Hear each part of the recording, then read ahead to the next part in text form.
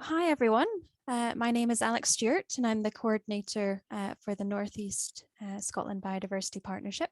Thank you all for joining us this morning, and it looks like we've got a really good turnout. We've got about 62 people so far who have joined.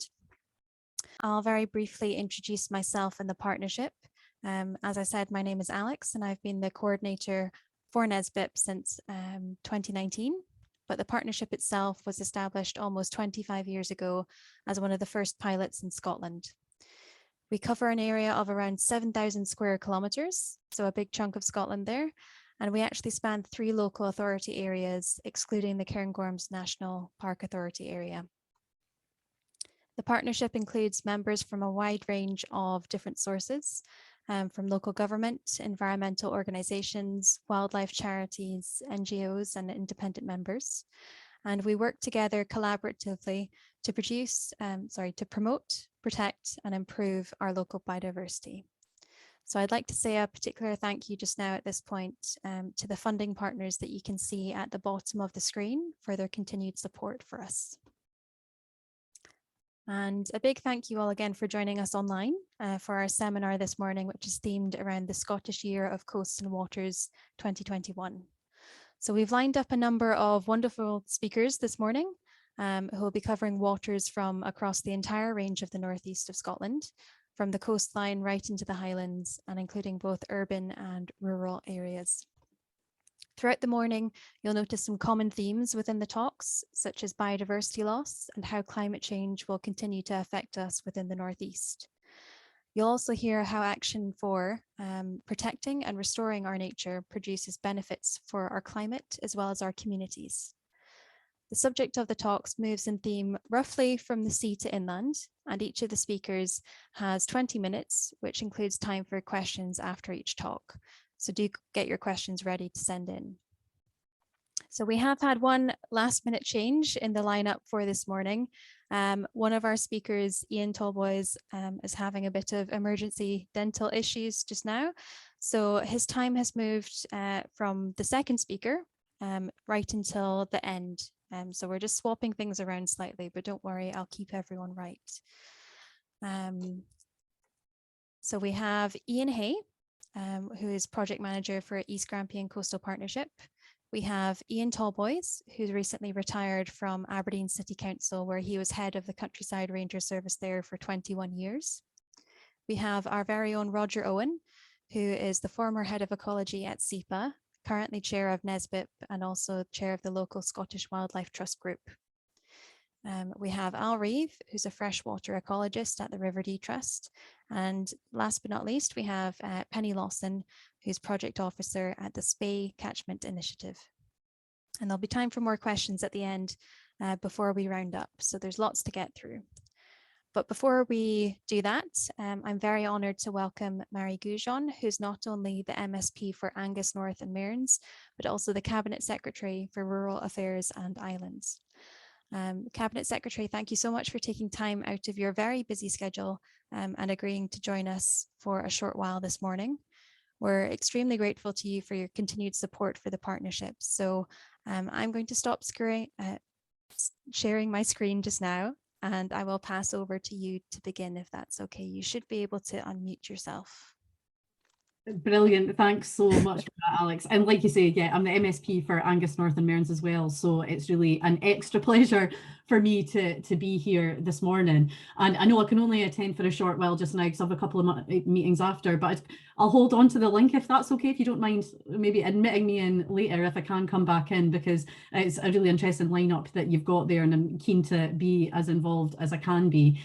So yeah, just say thanks again, because it's great to be here to celebrate Scotland's Year of Coasts and Waters this year and to really highlight some of the great examples of water-related biodiversity projects.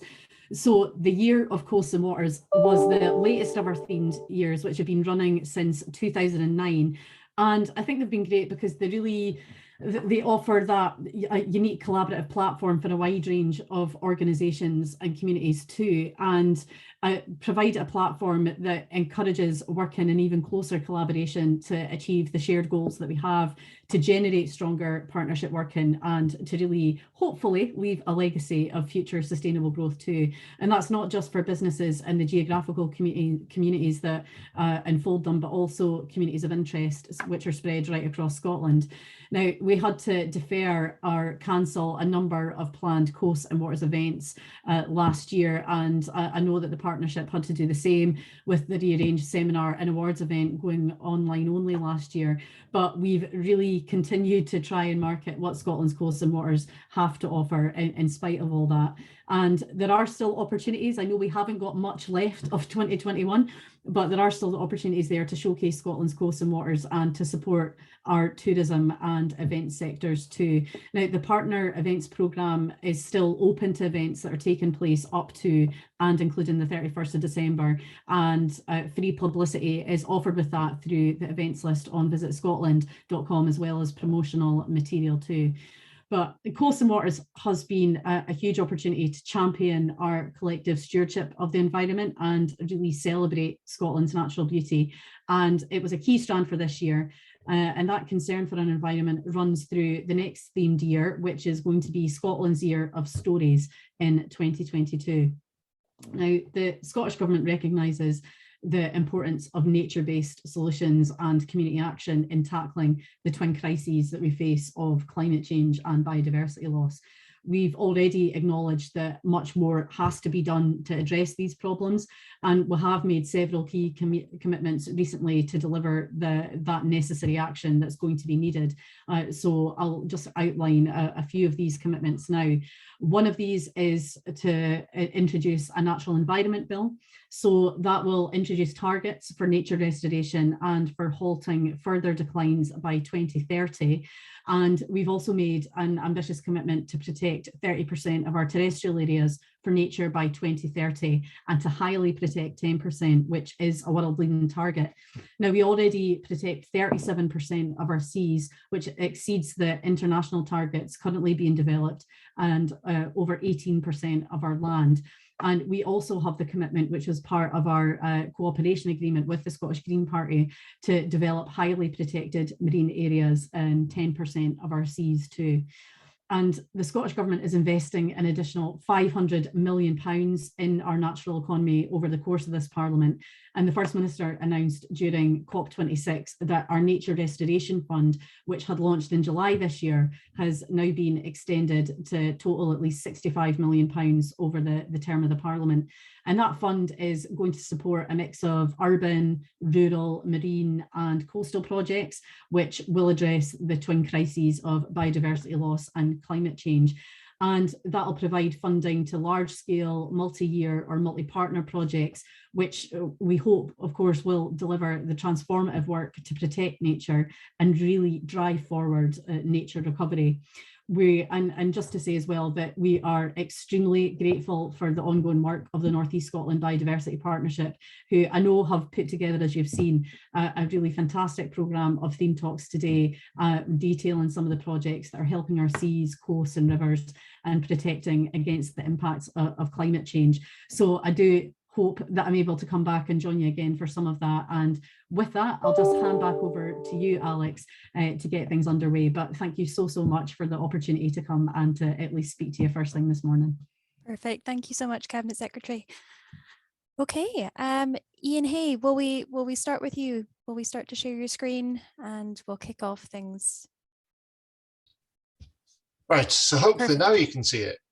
Yep, we're all good. Yep, good. Okay, so I'm Ian Hay from the East Grampian Coastal Partnership, and I'll be talking about some of the plans we have and some of the work we've got in planning and some of the actions that we have taking place at the moment. So I'll be running through a recent project, which was the Key Issues Report, getting ready for regional marine planning. I'll talk about a workshop that we're going to be holding in February.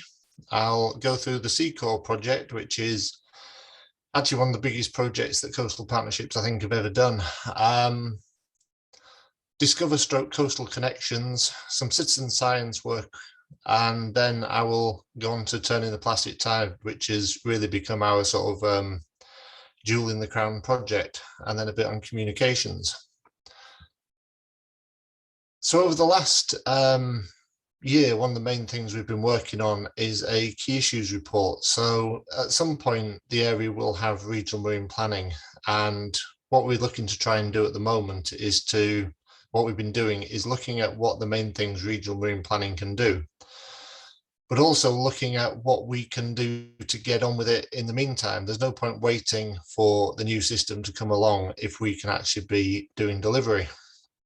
So this was done mainly through interviews and talking to various stakeholders to find out what they saw as being the main issues and things that we could be delivering on. I know there'll be a few people here who've helped with this project. It's on our website, so you can have a look through. It's quite a chunky document it turned into. So one of the ways we did this was to ask effectively the same question to multiple stakeholders. So we just haven't tried to come up with a definitive answer. We've tried to show the differences in opinion on the same issue at times. Again, if you want to have a look at that, please do. Because we have a wide range of issues and opportunities in the area, from the big fishing fleet to the changes to the energy industry, which is going to be a major change in the area, to the fantastic biodiversity we have. We are so lucky to have so much wildlife here. It's incredible.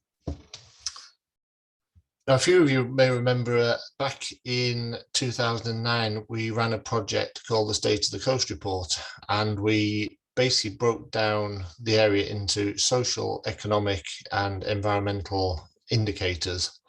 And a project officer we had at the time did I think it was 100 and something page report going through, looking at trends, looking at the way things would be, what the situation in 2009 was. Now, we always had a plan that would be replicated and it would be revisited every 10 years. Now, a slight change happened, and we discovered that there was a fund we could apply to, which was a national fund, which required effectively a national project. So we teamed up with the Fourth Estuary Forum, the Tay Estuary Forum and the Moray Firth Partnership to effectively deliver a State of the East Coast of Scotland report, which will be acting as, for us, an update to our State of the Coast report, similar for the other partnerships, but also, whilst it will not be a strategic assessment for regional marine planning, it will be a bit of a Blue Peter situation. So when it comes down to regional marine planning coming in, then we can say, here's one we prepared earlier, which can then be updated. This has a total budget of just over £300,000, and there are now 3 members of staff employed by the Fourth Estuary Forum, who's leading the partnership, with more members of staff coming online, and it's going to be going through, quite frankly, thousands of data sets. Now, the way we're doing this is by contacting effectively the expert, the most knowledgeable person in any sort of area, and going through a list of questions with them to find out what data is available, what their confidence is in the data, what the trends are. And these data sheets will then be repeated with other people who have expertise in that area. So, for example, we may well end up using the scientists from Marine Scotland, conservation organisation and an industry organisation to all give us their views and then put them out. This project's got about another 15 months to go, so there's a lot of work to do. But just to say, if you get a contact from Secor, if you could please help, that would be really useful, because we're not trying to become the experts in every subject, or the team isn't trying to become experts. We need to go out to the people such as yourselves who can give us the information. And I've already introduced the project manager, Anna, to the area. she came up to have a visit, and I don't know whether she quite expected to be taken to the fish markets in Aberdeen, in Peterhead at 5 o'clock in the morning. But yeah, she's come and had a visit, seen the area, and work is ongoing. We have a list of questions now based on the key issues report. So we'll be having a marine planning workshop in February, which will be looking at readiness of the area and appetite for us to actually start with regional marine planning. So I'll be sending out information on this shortly. But yeah, we've got quite a few questions about how soon we need to start, what the appetite is, and what the priorities are based on the key issues work. A little sort of more fun project away from the sort of strategic has been the Discover project stroke coastal connections. So during lockdown, we've been working on trying to map the coast, find out what interesting features there are. So this is much more social. And one of the fun little projects we did on Facebook was to try and find out the different names people had for species. So this is, I know it's not a seagull, but this is a seagull, which the generic term. So I thought I'd see what they're called in different areas. I particularly like Torridactyl. I think that's a great name for it.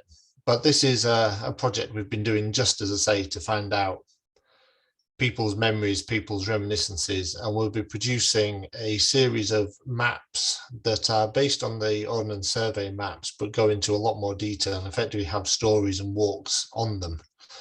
It will also be used to try and explain to people how the coast works. So we'll be doing pieces on know your oil vessels. So each of the different ships people see going out of Aberdeen Harbour, we'll be explaining how they work, what they do, to give people that extra knowledge. Also things like the different types of fishing boats, the different seabirds that you see up at Fowlshew and the Bullers of Buchan and the like. So yeah, this is another ongoing project we have. Citizen Science, we're going to be starting doing the Norset trips again next year. We've had to take a break for the pandemic, obviously. So this is whale and dolphin watches going up to do transects between here and the Northern Isles. But we're also going to be doing more land-based watches. And we've also started a invasives monitoring project where we've been putting settlement panels into, so far, 3 of the harbours to see what grows on them and if anything is growing on them that really shouldn't be. The first year we put the panels in quite late, and also the panels are made of a certain type of plastic, and we used white plastic instead of black plastic. So I wonder if that may have caused us some problems. But we'll be repeating and expanding this next year, and if anybody can help with this, that would be really useful. And on to what has become our probably major project, one that we're best known for now, is probably the Turning the Plastic Tide project. This started a few years ago with a meeting such as this, held in the control tower at Aberdeen Harbour in early December, and it was decided that we should actually try and employ a member of staff and have a proper marine litter campaign. It was done very quickly. The actual bid was submitted at 3 minutes to midnight on the 6th of January, and it was successful. We managed to get 2 years funding. Now, wonderfully, this has become effectively a permanent project that we will just keep doing each year. One of the great challenges for bodies such as ourselves, and I'm sure many people recognise this, is that projects come, you get everything working, and then at the end the funding runs out and there isn't the continuation. However, because we've managed to get strong links with a lot of companies, we've managed to find the funding to carry it on. I'm not sure if he's here, if not, the brilliant Crawford Paris, who's our project officer, our project manager for this project, has done a great job in getting people involved. And we've been doing this, covering the area from Fraserburgh down into Angus, down as far as East Haven. We didn't include the city to start with, but the city is now included. And I can see the project expanding. This is one of our school groups that have come out. Back in the pre-pandemic days, we managed to get huge numbers of school groups involved. So covering things such as single-use plastics, how the effect of people's actions on land can affect the marine environment and the damage it's doing, and wherever possible, getting people actually out to do a physical beach clean, so actually getting the school children along. So we had a target for this, which was to try and talk to 20 schools and get 800 kids involved. I was told that this was far too ambitious at the start when I put the bid in, and was encouraged to reduce it. However, it proved to be not ambitious enough, because in the year prior to lockdown's beginning, we managed to get over 2,000 pupils out, and a large number of them, 900 of them, actually out onto the beaches doing beach cleans. The beach cleans we do, we tend to target the worst areas. So instead of having lots of beach cleans go into people's favourite beach, we tend to head to the places that the people aren't, but the rubbish is. So we have certain times when we have real pushes on beach cleans, and we've had a major push recently. So this is one of the classic bays that we've been trying to deal with. This is up at Peterhead, Sandford Bay, and this was our first major beach clean. And it's a beautiful beach. I mean, it looks positively tropical there, but if you look in close, you can actually start to see the amount of rubbish that's actually on that beach. So this is a close-up of the same place. The biggest issue there was nets. So large numbers of nets had washed in and got mixed up with the sand. And thankfully, the councils, particularly Aberdeenshire Council, have been superb in supplying us with all the equipment needed to tackle things like this. I know some of the other council areas where if you organise a beach clean, you actually also have to find the money to pay for the disposal, where Aberdeenshire Council have been absolutely fantastic in tackling things like this, which are awful, quite frankly. So this particular beach clean at Sandford Bay, we had 44 volunteers, lasted for 2.5 hours, and nearly 4.4 tons of rubbish removed, mainly in items like this, but there was an awful lot of smaller items as well, most of it washed in from the sea. This is another favourite beach of ours, he says slightly sarcastically. This is up at Cairnbulg, and we've done a series of beach cleans there, and it's amazing what can be done, but it's also depressing how much rubbish we've been dealing with. Now again, it's taken some support. Fraserburgh Harbour have been superb in lending us this wheeled loader, and we wouldn't be able to get anywhere near the results if we didn't have it. Most beach cleans, people go out with black plastic bags and pick up a black plastic bag's worth and then carry it back to the skip. Here we have to use 1-ton fertilizer bags, and then the wheel loader goes backwards and forwards and gets on and removes large amounts. This beach clean we've done a few times. This particular example, we had 45 volunteers. The scary thing is the number of oil filters. Oil filters don't go into the sea clean. They obviously go into the sea pretty disgusting. And to have 49 oil filters in 1 kilometre of beach roughly is very depressing. Also, blue gloves. Showa 606 gloves. 557 of them that could be identified, so actually had some blue left on them. So over 4 tons. We've recently redone this beach clean, and it was just under 4 tons again. So we keep going back there. The beauty of this is that if nature piles the rubbish into one place for us, then we can get rid of it before it gets spread over the whole coastline. we have had places in the past where we've seen large accumulations and then we've gone back to clean them and they've all gone. Well, they haven't been taken away. They've just gone back into the sea, being smashed into smaller and smaller pieces that are harder to deal with. So that's before, that's after the beach clean up at Cairnbold. So we've now got over 45 tonnes of rubbish removed from our beaches. So it's been a tremendous success. And as I say, it's now sustainable in terms of funding. I don't see any reason why the project won't expand geographically and also intensify. Crawford does a lot, but really he does need some more help, especially when schools get back on side again. Oh, Ian, just to say that we're running out of time there, so if you can Okay, finish very up. quickly, we've also got Take 4 for the Shore, which is where you can do your own beach clean, because a lot of people have been doing that during lockdown. We have boxes where people can take the stuff out and do their own cleanups at these locations.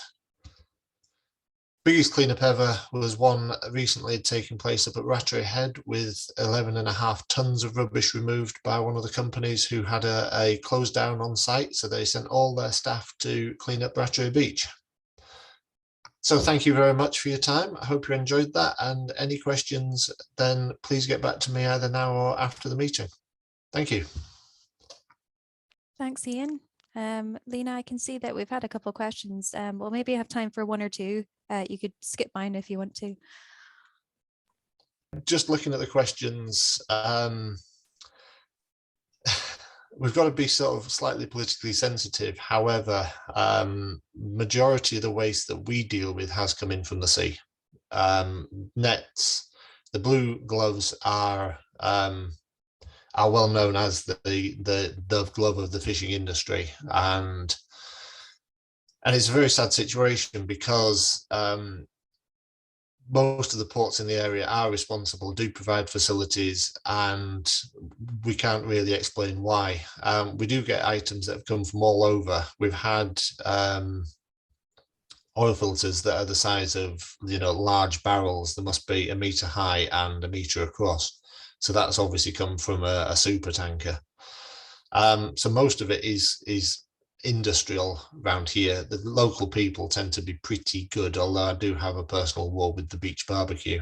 We recycle what we can, but it's very difficult. Most of the material is mixed and very heavily weathered, and a lot of it can't be recycled. So the vast majority of it we have to dispose of to landfill, because it would be good if we could recycle more, but the important thing is that it's not on a beach or in the sea or been broken down into billions and billions of pieces of microplastics. So it'd be nice if we could do more on that, and we do try, but the important thing is it's not on a beach or the sea. Perfect. Thank you, Ian. Just to try and keep to time, Roger, can we start to get you to share your slides, please? You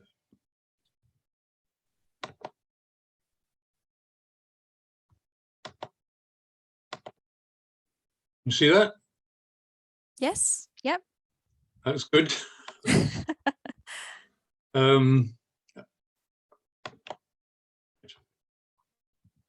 There we go. Okay, I'll begin. So it's great to be able to talk to you at the seminar. I'm really pleased to be able to do that. I want to speak about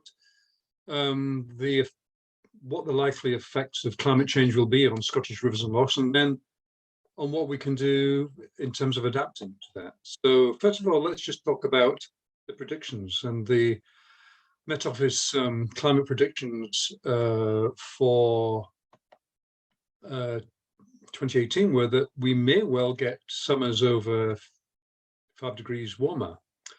But depending on emission scenarios, in Scotland, the predictions were anything from 0.6 to 4.8 warmer, and a sort of a general look around where we were headed around January 2020 from a paper by Housefather and Peters was that we were probably heading for a 3-degree rise according to current pledges and so on.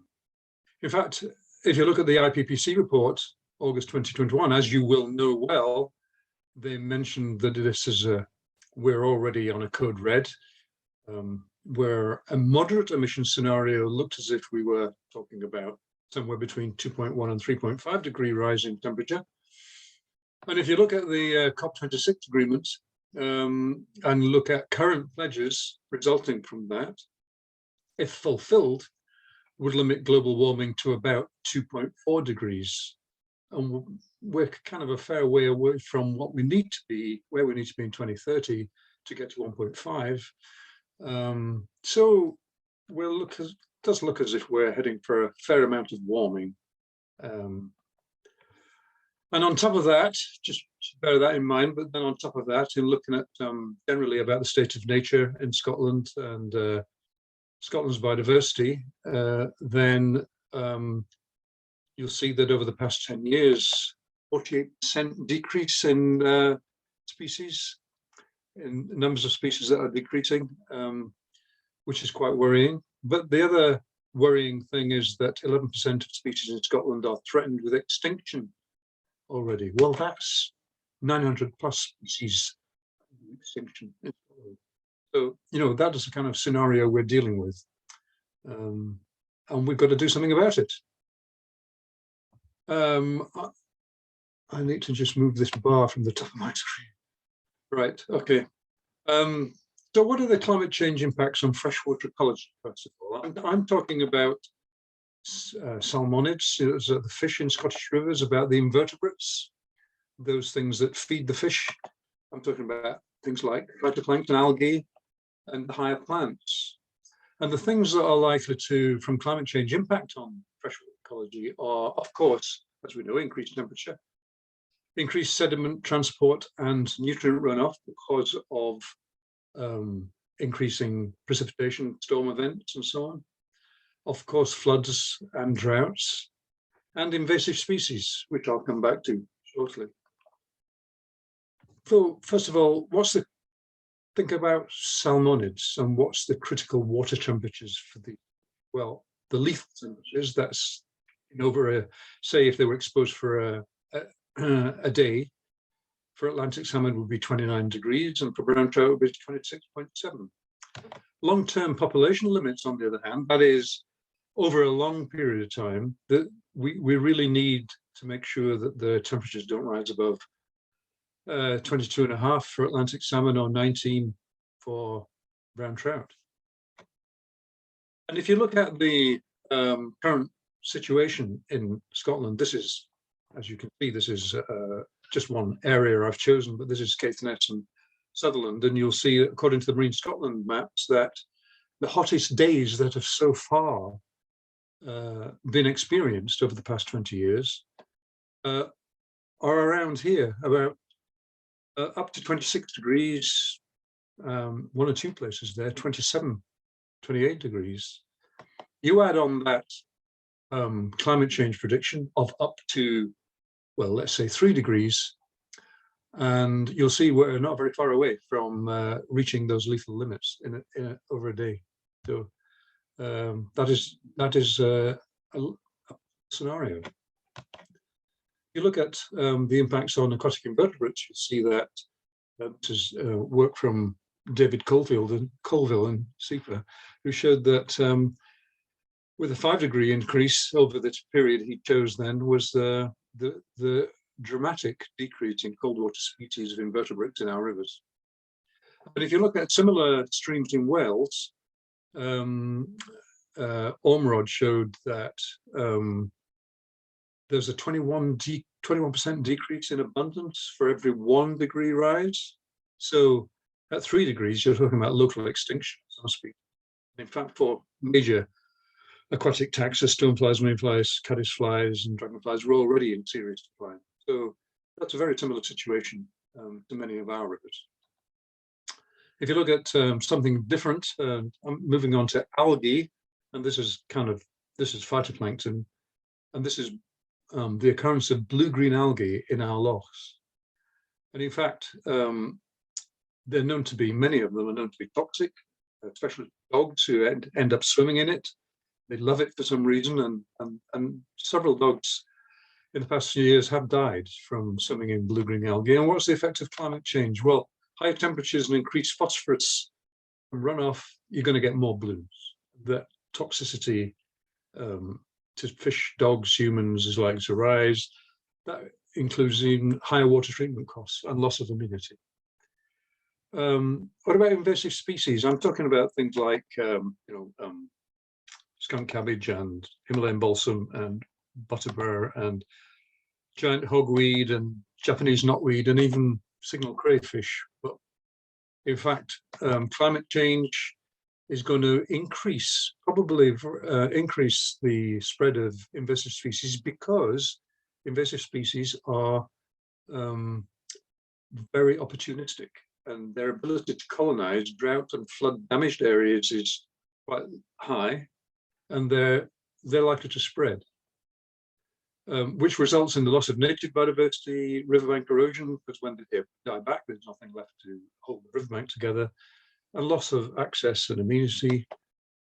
And it's already costing about 1.8 billion a year to Britain's economy. So, having described those impacts, what is it, in summary, we need to adapt to? Well, we need to adapt to these rising river temperatures, that increasing runoff of soils and fertilizer, to the flooding and the droughts, and the increasing erosion and sediment transport. So that's the sorts of things we have to deal with. So what have we got in the toolbox to deal with them? Well, of course, floodplain restoration, which I know Penny is going to say something about, but floodplain restoration is really important for climate resilience, and these sorts of natural solutions are really important. So restoring that stream complexity, reconnecting floodplains, increasing sinuosity, decreasing urban impervious surfaces, all of these are really important for that increased resilience. There's all sorts of things, lots and lots and lots of things we can do in terms of adapting to these pressures. A few really useful examples. So buffer strips, which a lot of people are already implementing, especially in places in Aberdeenshire and the northeast of Scotland, to protect against nutrient runoff and so on. Remeandering to slow the flow and against floods. Even in urban areas, retention ponds, this is AWPR, and retention ponds to slow up runoff from roads and so on. And then there's forest riparian buffers, which are really, really important, in my opinion.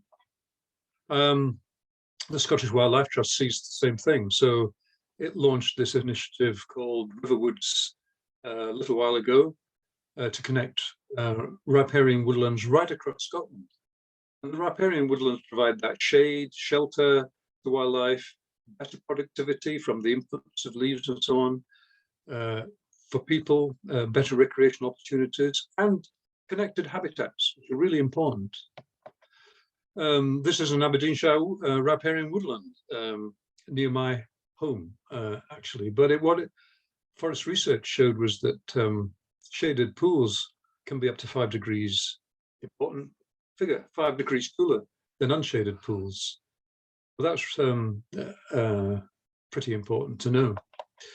If you just look at the decatchment tributaries very quickly, you'll see that, say, the Mick and and look at how many riparian woodlands are there, and again, how many riparian woodlands are there? Not very many. And the Cluny and the Upper Dee, these riparian woodlands are not there. They've been grazed out over a long period of time. It's not a natural condition, and they're pretty sensitive to those increasing temperatures. Of course, there have been some really good projects in the last few years to re-establish these woodlands. I'll not go too far into it because I'm pretty sure Al's going to deal with some of this, but Hull's in Peril project, for example, there's an ambition to plant 1 million trees in the Dee, but the Decatchment Partnership have had the River Dee Trust a lot to do with that. This is a river. I just want to make a point though, and this is the River Gairn tree planting enclosures that I visited just a couple of weeks ago. And you'll see the enclosures there. All of these small clumps of trees are in enclosures to protect against deer and sheep. And kind of try and imagine what that's going to look like in 20 years' time. What will it look like? Will it look like that? I don't think so. I think it does need, and I know that again, this project, this is called a demonstration project of what could be. And on the right, in this one in the borders, you see something that, you know, a really good riparian woodland and what we need to aim for. Let me move on to something else, which is probably a bit controversial, but creates some controversy, and that is the beaver as engineers, because they're coming our way. They're not yet in the northeast of Scotland, but they're coming. They are already 1,000 of them in the central belt, and they're already probably in the southwest. So they're certainly coming our way. And this is before and after from beaver. On the left is beaver engineering. On the right is the same river without beaver engineering, and you can see the difference they make. And I think we have to consider things like that as possible solutions or help in terms of our protecting our rivers. I want to just close by talking about citizen scientists, which is something that's pretty dear to my heart. And first of all, how can citizen scientists help? Well, they can help by monitoring the impacts themselves and providing that information, researchers and policymakers. They can assist directly in adaptation measures, and they can raise awareness amongst the communities that they live in. So here's an example, one called Smart Rivers, Salmon and Trout Conservation, I'm helping with, where we're training groups of anglers to do the monitoring for invertebrates in rivers themselves and monitor the changes in them as pressures ease or increase. There's Scottish Invasive Species Initiative, of course, and which relies on quite a lot of volunteers to monitor and control species. There's the Decatchment Partnerships, example of creating riverside woodlands, really important. And there's monitoring increasingly through mobile apps, and this is one called Blooming Algae, which anybody can download this app and they can monitor algae and put that information in, and that helps with managing that situation. The Scottish Freshwater Group, which is a free-to-join group of 400 odd freshwater ecologists in Scotland, have a citizen science group for Scottish rivers and lochs, where essentially we're trying to connect community groups, researchers, policymakers, anybody really with an interest in citizen science in freshwaters, and connect those with funding. In fact, I've also been discussing recently with SEPA and CEH and others, the Freshwater Citizen Science Information Hub on Scotland's Environment Web, a freshwater portal. It's not yet there, but it's about to be. So we're really keen to organise that and get everyone involved. And finally, in terms of adapting to climate change and looking at citizen science, then there's lots of information on our own NESBiP website, as you can see here, and I would encourage you to have a look at that. But my point is, everyone can help, and everyone can help with adaptation and mitigation of climate change. I'll leave it there. Thank you. Perfect. Thanks, Roger. Lena, there's been some questions in. Would you mind reading them out just so everyone can see without reading through the chat? Yeah, absolutely. So Roger, first there's a couple of more technical sort of questions for you. Graham Davidson asks, what's the link between higher temperatures and phosphate runoff? I don't think there's a direct link. There's higher temperatures are a result of climate change. and the phosphorus runoff is likely to be a result of increasing precipitation, which is also a result of climate change. So the two things are likely to happen side by side, but I don't think there's a direct link between the temperature rise itself and phosphorus. Okay, and Robin Worsman has asked, has anyone looked at heat recovery from rivers to reduce water temperatures? Oh, blimey. No, that's a great idea. And I wonder if Robin could give us, it'd be interesting to hear more from Robin about what she proposes and how that might be done, or if she's got, but it sounds like something that maybe we could try and experimentally. Okay, so we maybe ask Robin to email Alex further information on that one. The next one is from Charles Buchan, and he says, have you got information on the effect of consequential decrease in dissolved oxygen in rivers? Oh yes, there is quite a lot of work being done on, first of all, the relationship, of course, between dissolved oxygen and vertebrates, on salmonid eggs and so on.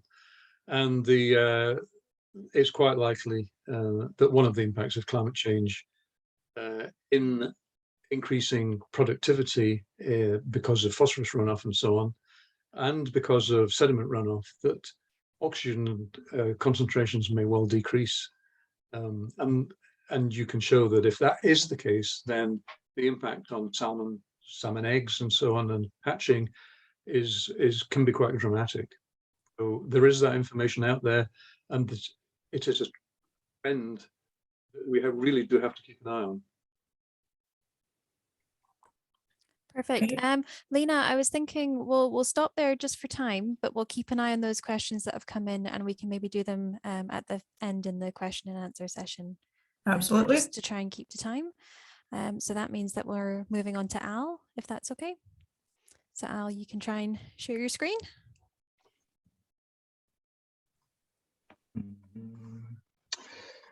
Okay.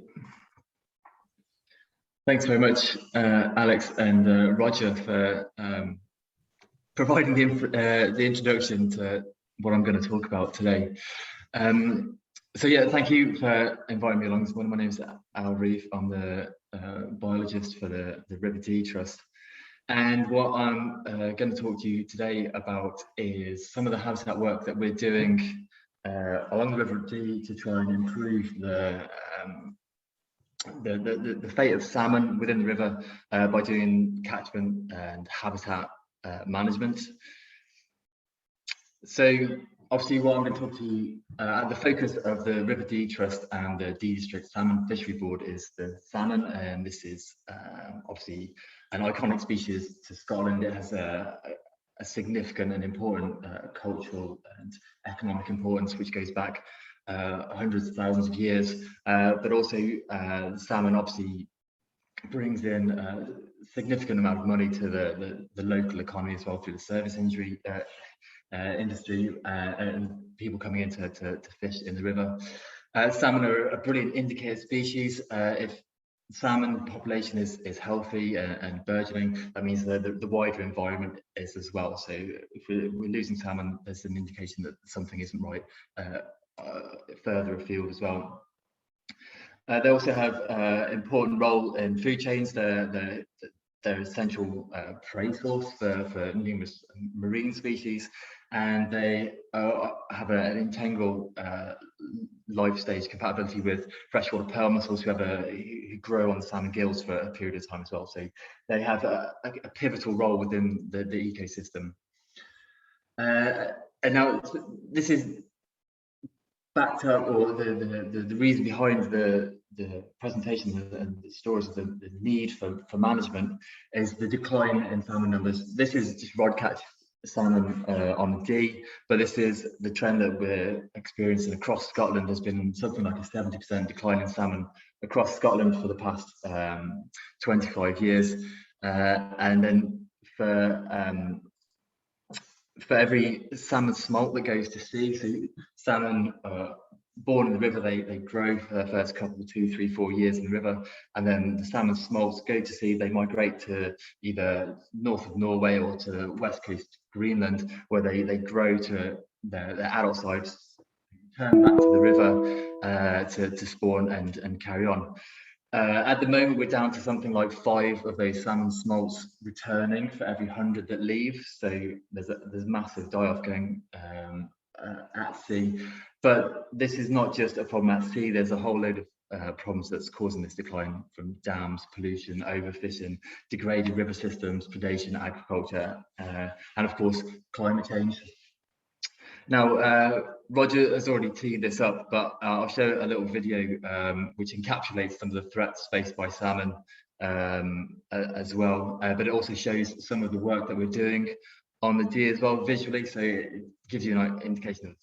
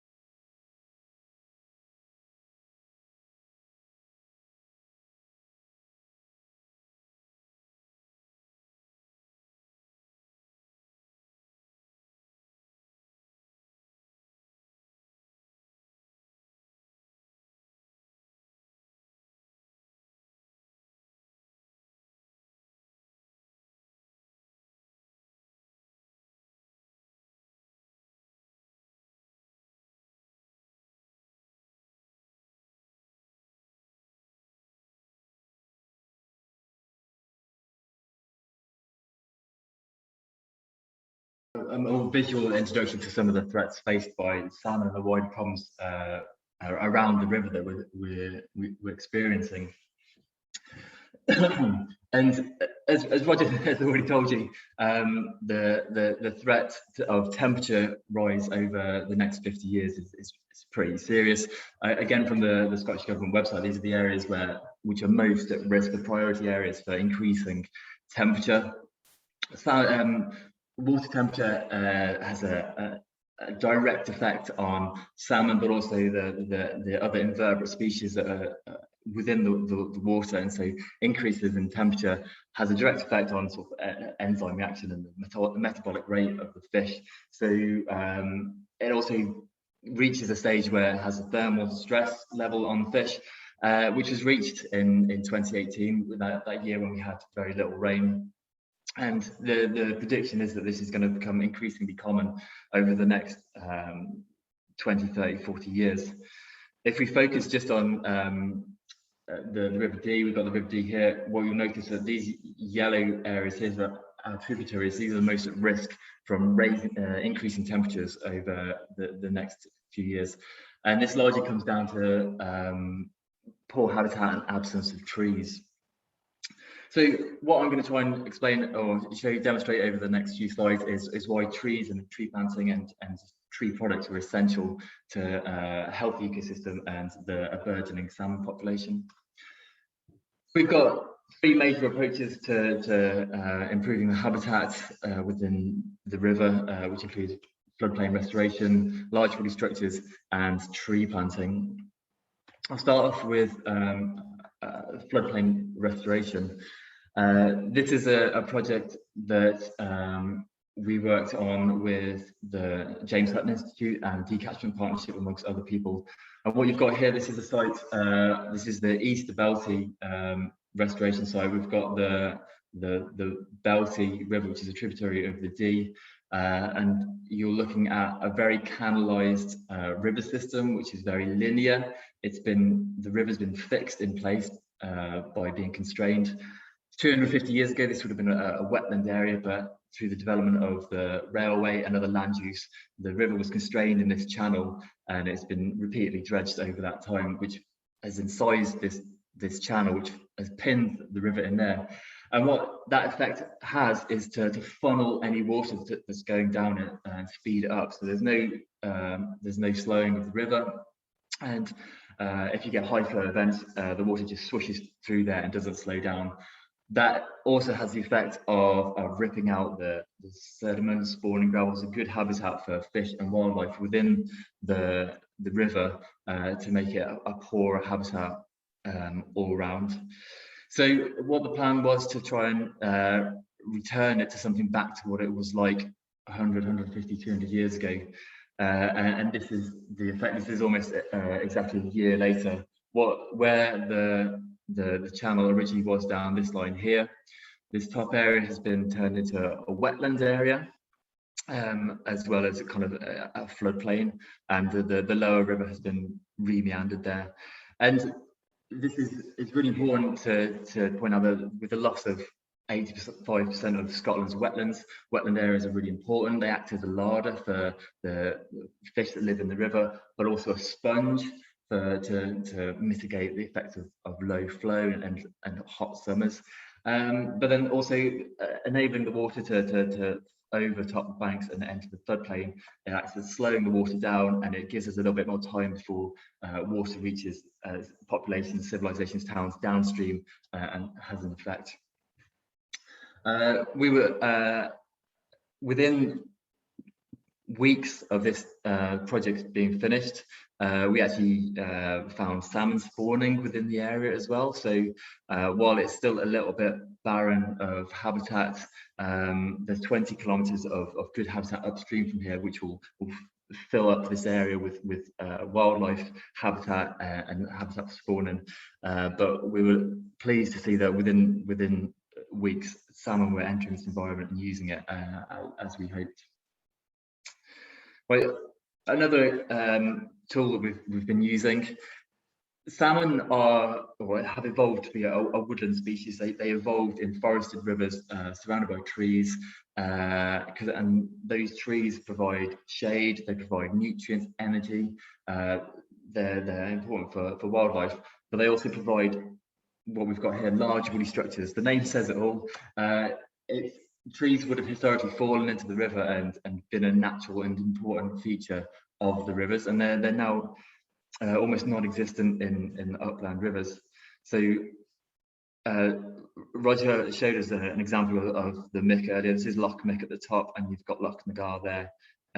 So what you see is an absence of much flora when you're walking up there. So it's become this big open plain, and these are the kind of areas where we need to have trees, but we also need to have the large tree structures in the river, and we have to add them artificially because they're not arriving naturally. So if we look at one from above, so if you see the direction of flow is moving from the left of the screen to the right of the screen, and what we've done basically is we've got wind-blown trees which still have the root wads attached to them and pin the trees into the river so they can't move, and they have an almost immediate effect on the habitats within the river and also the flow dynamics. The most obvious thing you'll see here is this darker patch around here. It's been dug out through the water, hits the root wads, and it digs out the water or the gravel and moves it around. So immediately you get these deep water pools, which have a benefit as a thermal refuge. So in hot periods, there's the deeper pool, but the temperature will be lower at the bottom. They act as a predator refuge, so fish can avoid mostly avian predators by hiding within the roots And also in low flow periods, there'll still be water there to fish to hide and hang out in.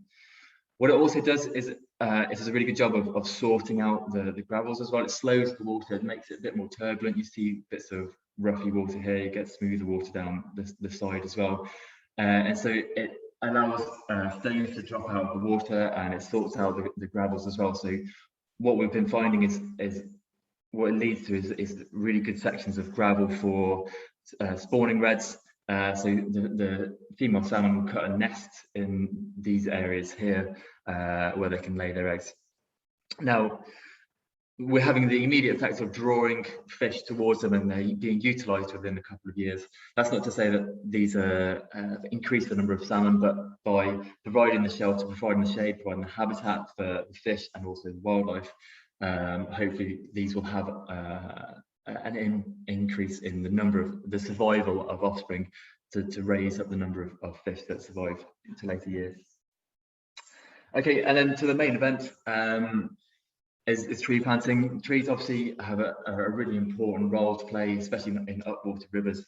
Up to 50% of the energy that go into the rivers come from bankside vegetation, trees dropping leaves, insects dropping off the trees, and also the trees falling in themselves as well. So they're vital to the upstream ecology.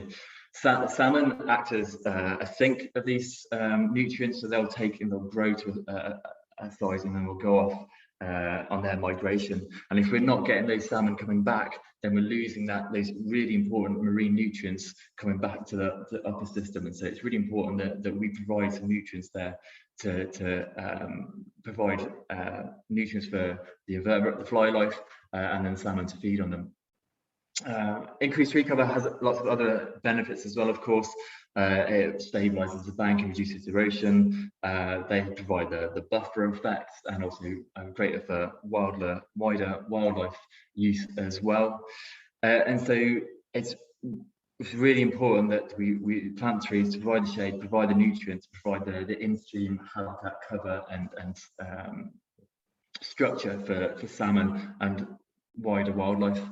Now, just going back to Roger's point about the type of enclosure that's being used, what we've got here, this is one of our optimal enclosures that we would like to use. So a large multi-hectare enclosure with multi-thousands trees inside them. So it's either a deer exclosure or a tree enclosure. Sometimes we don't have the opportunity to put deer fencing like this or act on a large scale, so we have to use some of those smaller enclosures. And while it's not natural, it's adding trees, and it's better than not having them at all. I'll come back to that in just a second, but just to say that, so we've over the past 6 years we've planted 230,000 trees, and the aim is, of course, to try and plant 1 million over the next by another 8 years or so, get up to that sort of number. There's about 300 kilometers of upstream rivers that are at risk of increasing in temperatures, and so this is why it's vital that we plant the trees. And then our product as a river is to provide smolts that are big enough and fit enough to go to sea and then come back again. And by doing all this habitat work, we hope that the smolts will be bigger, stronger, healthier, fatter, happier, to go to sea, grow to their adult size and come back and spawn to continue the cycle. And yeah, just to finish off on some of the challenges we face, it's still fairly novel, some of the habitat work that's being done here. Depending on the space, we'll talk about this work on the ESCs, but it's still a fairly novel idea to do some of these larger land scale restoration projects.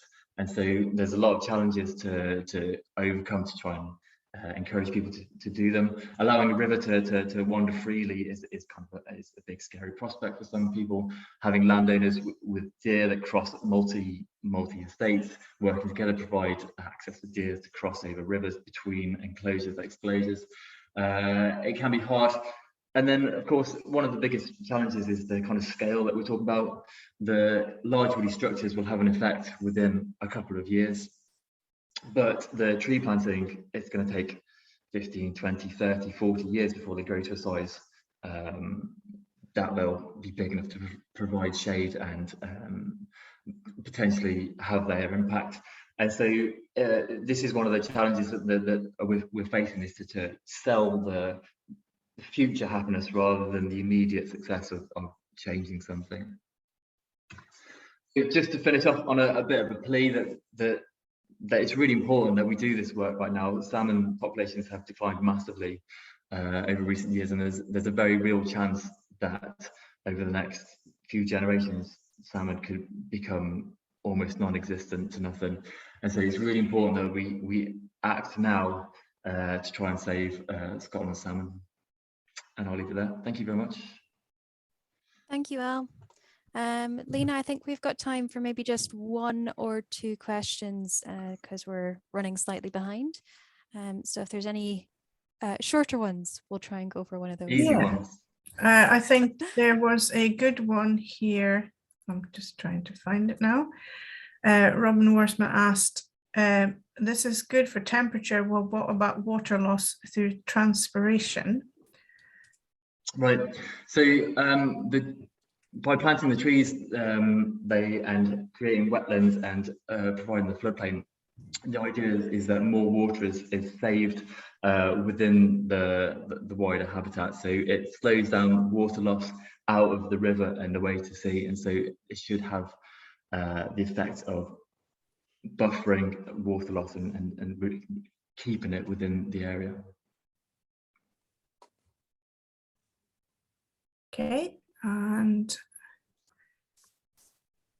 there is a question about trees, which seems to be getting a lot of responses at the moment. Ewan Cameron asks, work like channel restoration and adding tree trunks to the river to improve habitat is complete opposite of river management previously. Has the River Dee Trust undertaken a review of past or current river management effectiveness? I'm not sure if the River Dee Trust has done that themselves. Very much, it used to be that anything that was in the river was ripped out of the river, wasn't it? As a general across the board response. I think it's not. It hasn't come from a within the River Dee Trust a review. It's through the kind of the evolving scientific literature that the guidance or the idea is now to provide habitat, as long as it's not acting as a barrier to fish migration, which is one of the worries of sort of the beaver introductions. As long as you get free passage of fish, then it's not seen as a problem to have it in the river. It has wider benefits. Perfect, thank you, Al. I think we'll stop there for questions, and Penny, I'll swap over to you now. So if you want to try and share your slides for us.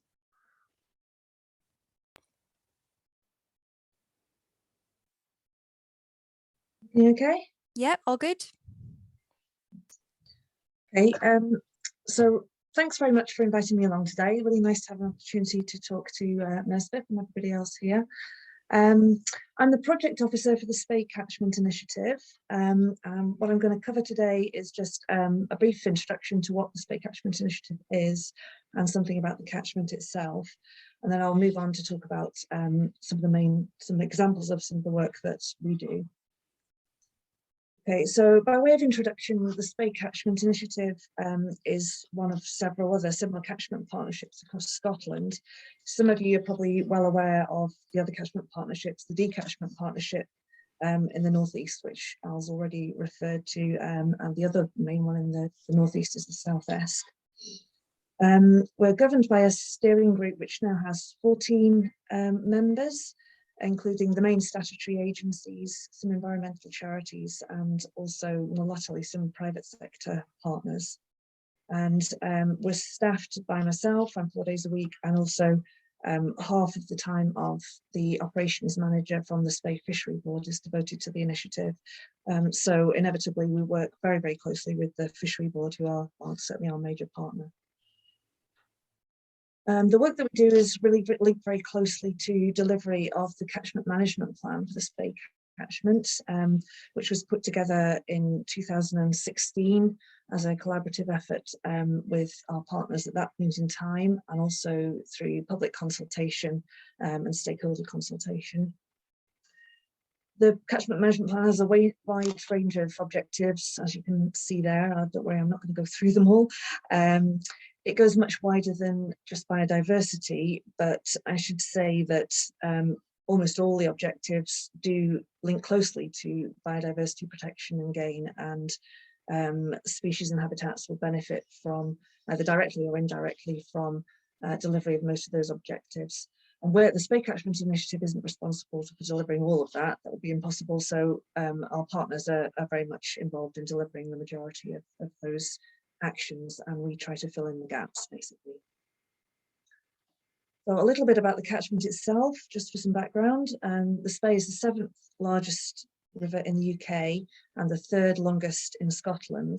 The catchment covers just over 3,000 square kilometres, and the main river flows for about 170 kilometres from its source in the Monalea Mountains down to the mouth at Spey Bay on the Moray coast.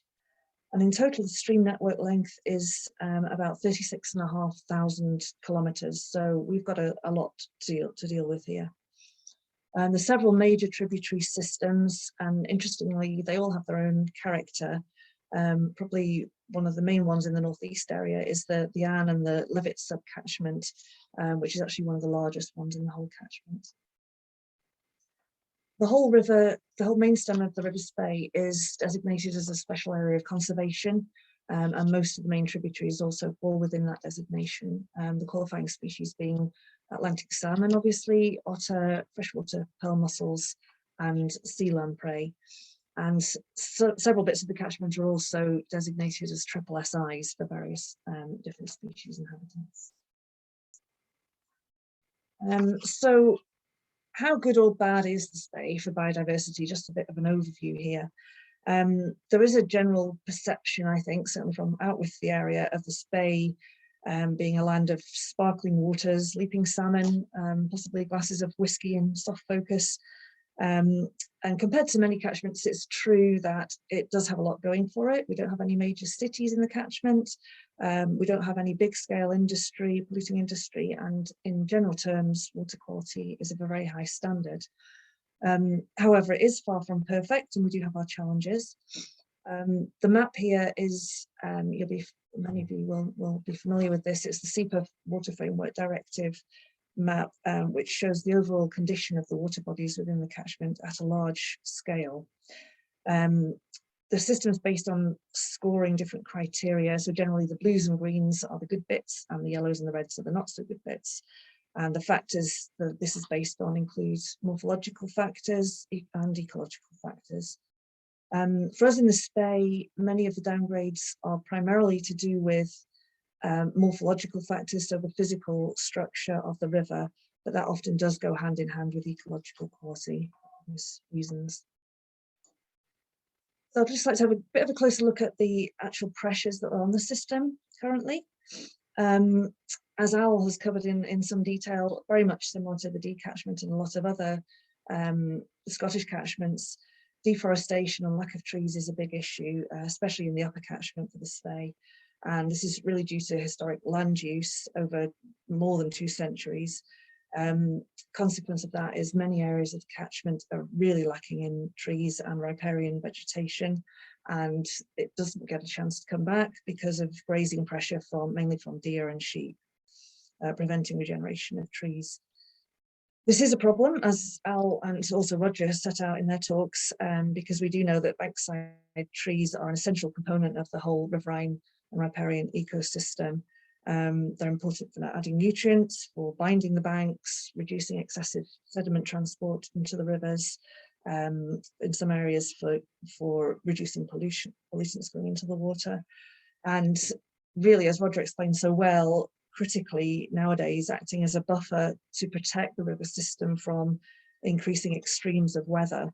A good example being slowing rate of runoff into the river during flood events, and also the trees providing shading to control those ever rising peak water temperatures, which you know are a big threat to a lot of life in the river.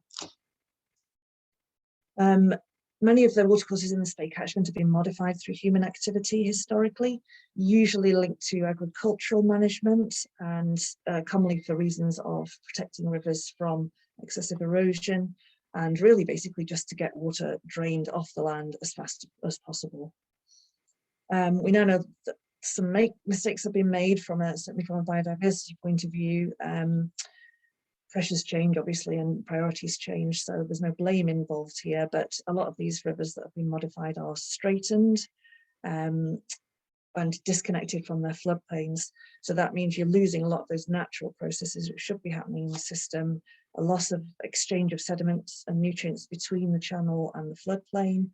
And a lot of these straightened channels will become quite uniform, not much variety of physical habitat in them. So we're losing the pools and the riffles that are needed for a lot of life in the river. And also where they're straightened, there's natural net loss in wetted area, because obviously a meandering river in its natural course covers a lot more area than a straightened one.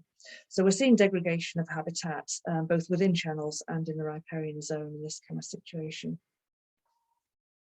Non-native invasive species, obviously that's been talked about already. Major, well, increasing problem in the lower catchment in the Spey, whereas thankfully confined to the lower catchment at the moment. We also have more than our fair share of artificial barriers within the catchment. Most of these have been created for either hydroelectric power or for other industrial use, such as distilleries. A lot of these barriers have the effect of breaking both the physical and the ecological connectivity of the channels.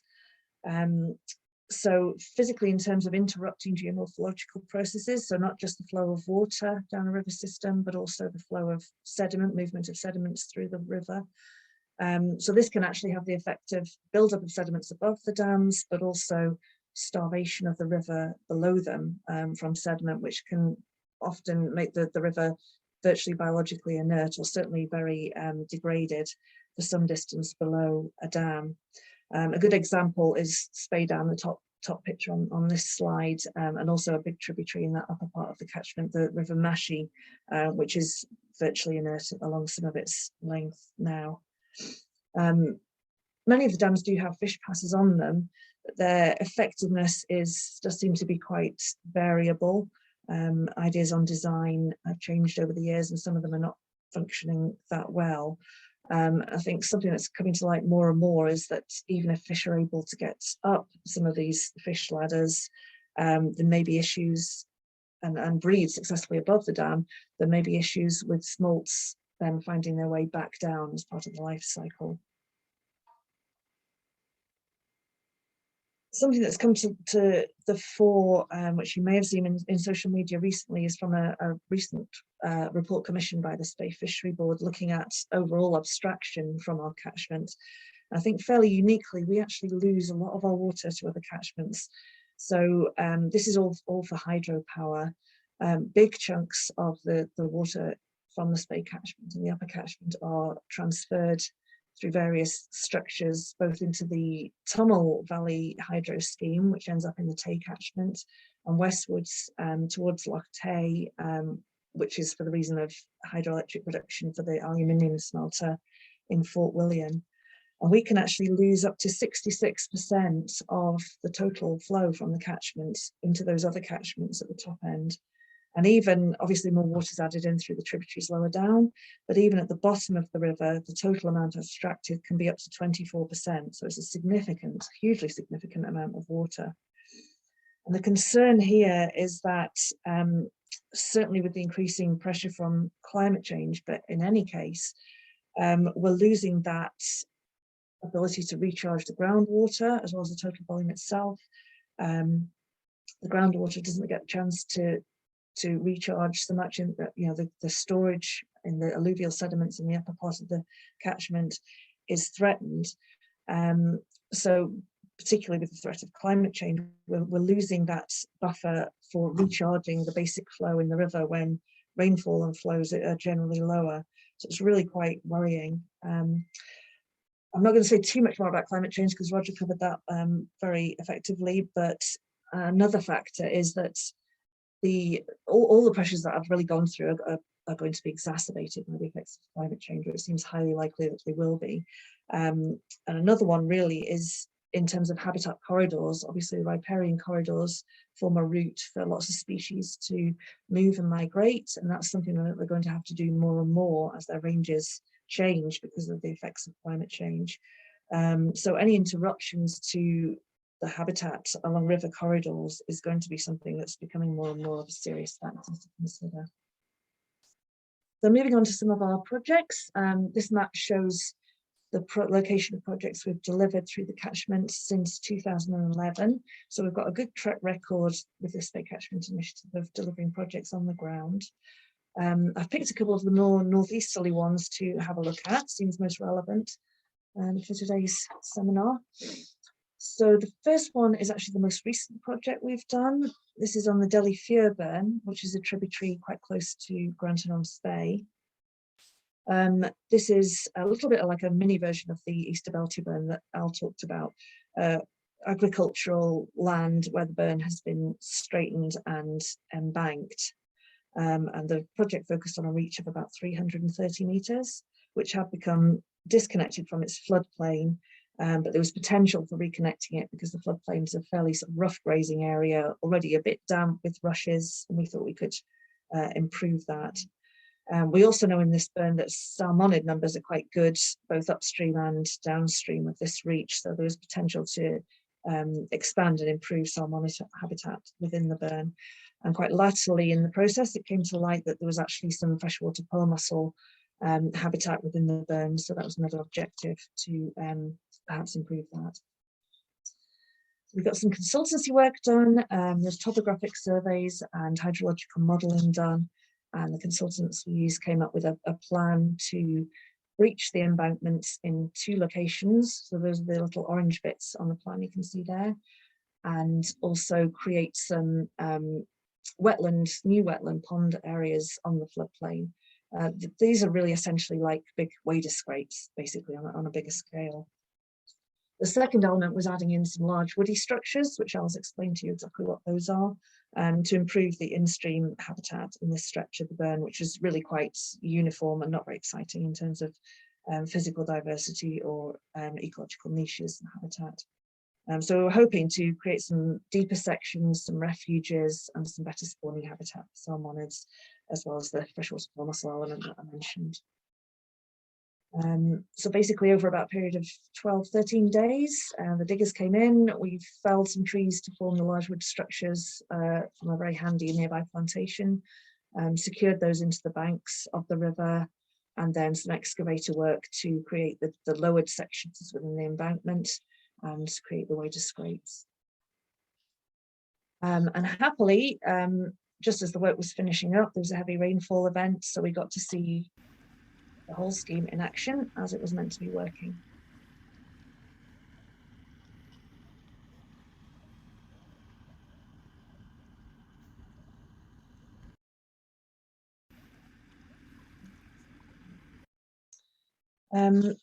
So the water's being held very effectively on the floodplain. We're pleased about that, and we're hoping to see these new, more permanently flooded areas being colonised by a variety of different wildlife, plants, invertebrates, of course birds, and especially wading birds. And we know the farm's quite good for waders anyway.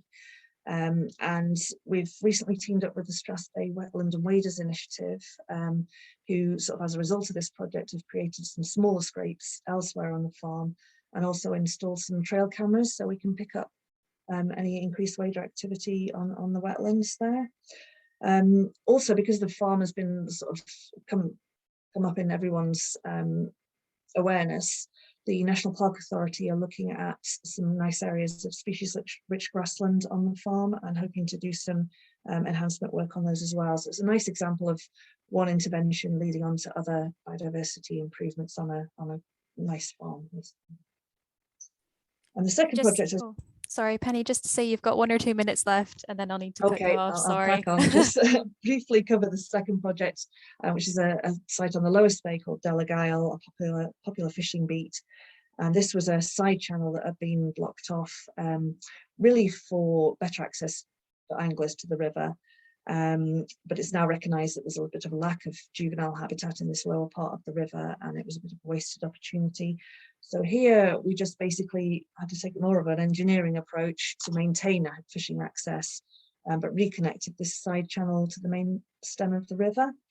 And this was done in 2018, but by the end of last year, the channel had really done a great job of renaturalizing itself. Good strong flow in there, some much better habitat, and evidenced by the fact that we found 8 salmon redds where there had been none at all before in this reconnected section, which was judged to be about the carrying capacity of that part of the channel. So good level of success there.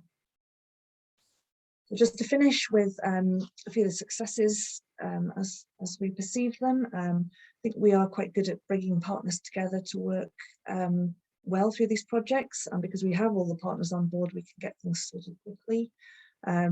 As Al said, relationships with landowners and getting people on board is always a challenge, but slowly but surely I think we're getting there with that. We can respond to opportunities quite flexibly, being a small organisation, and demonstrate new techniques. And we always try and build in multiple benefits into our projects. Thinking about challenges going ahead, also, again, as Al pointed out, we are going to have to scale up. It's all very well doing these small scale projects, but to meet the challenges over the next few decades, we're going to have to get bigger and better. I think there's an opportunity to exploit, in terms of funding, opportunities through the carbon economy, and certainly the private sector wanting to become net zero, possible routes of funding projects there. And one of our biggest challenges is evidencing our success. We don't have the capacity to do a lot of monitoring of our projects. And this is where it'd be fantastic if any NESBiP members wanted to get involved and help us out both by contributing expertise, but also anyone who's keen to do some long-term monitoring. It does need to be long-term. We'd absolutely love to hear from you. So I'll finish there, but thanks very much for listening. Perfect. Thank you, Penny. Lena, I think we'll make time just for one question, if it could be quite a quick one. And in the meantime, Ian, Talboys, can I get you to start to share your screen just so we're ready to go? Yep, perfect. Thank you. Right, so there is only one question for Penny. It's from Roger. He asks, I understand about 20% of the flow in the Spey is abstracted and has been since the 1930s. If this was restored, would the added effects of flooding be manageable still? I think that's a question of timescales. There's no way it would all be restored straight away, so it will be very much a sort of step-by-step process. And I think, you know, as I was mentioning, that recharging of the groundwater reserves would sort of soak up some of that. But obviously you're going to have the compounding factors of more frequent and more severe flooding events on top of that.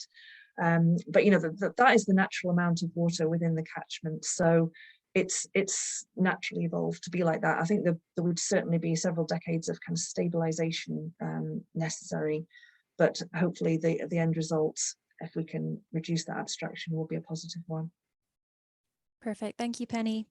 And we're going to jump straight into Ian. So your slides seem to be working well, and I'll let you go.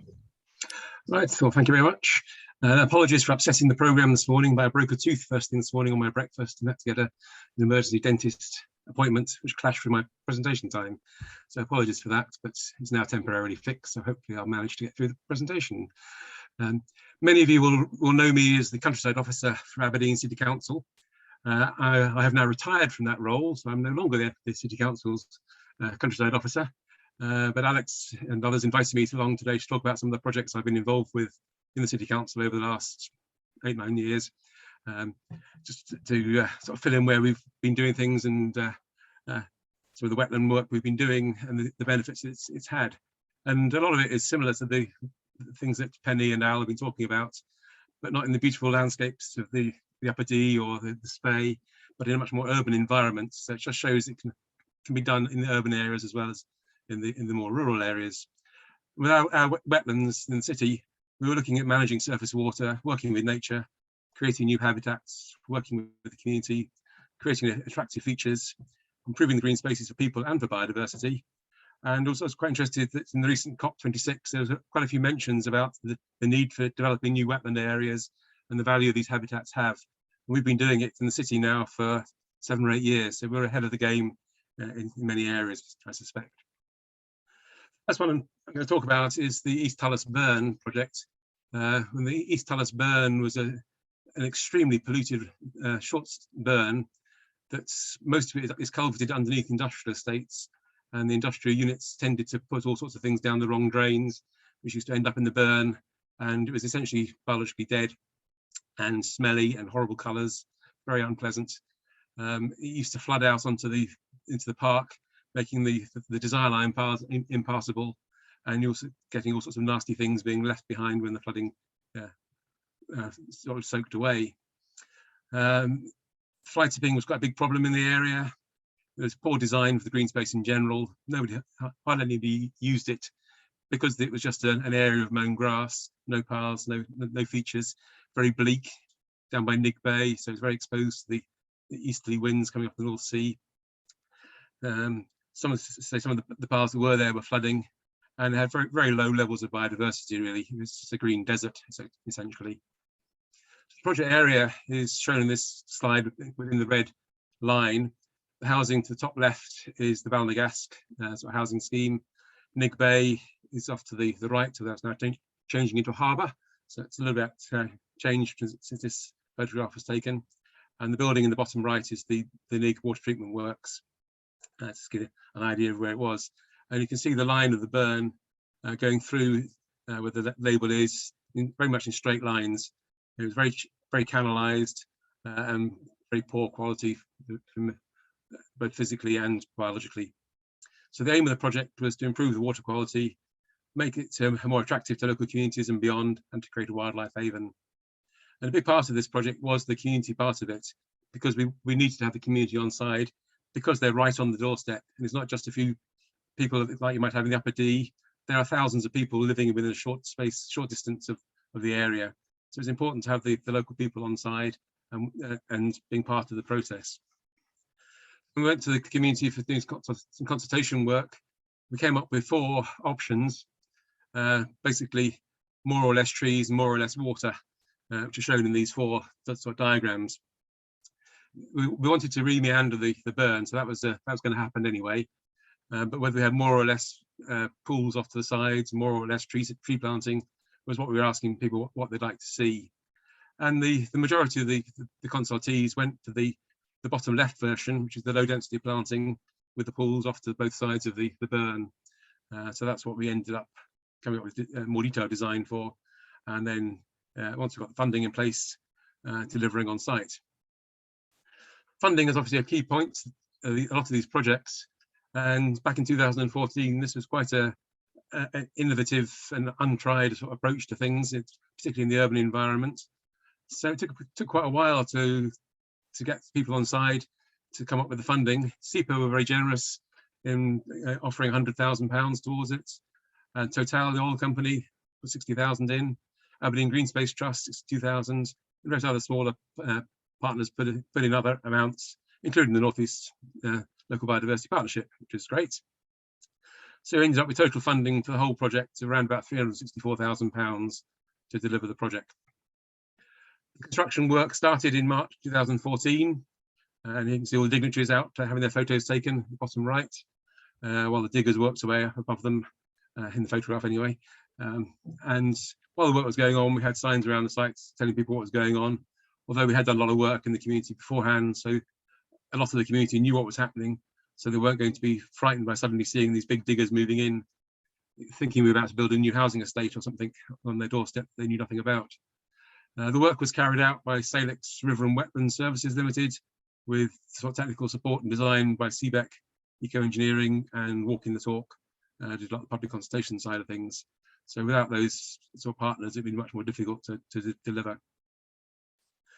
What we ended up with, this is an aerial photograph taken as the project was finishing, and you can now just about see, hopefully through the middle of the picture, a nice meandering burn, some pools off stream at one point, and the white U-shaped line is actually a new path that was put through, connecting with some other path networks in the area to improve access. And there are actually more paths you can't really see in this photograph that were put in as well.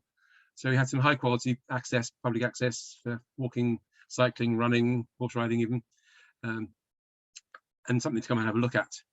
There had been some tree planting done on the site prior to this project in 2010, so about 4 years previously, as part of another project.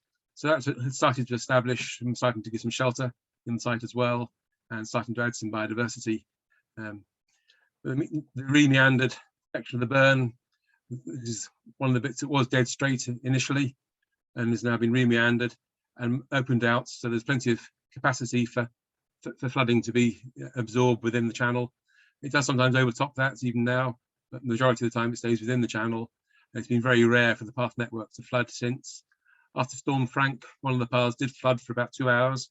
But after that, it drained back in again. So we thought that's quite a success with that sort of level of storm to survive that without significant flooding.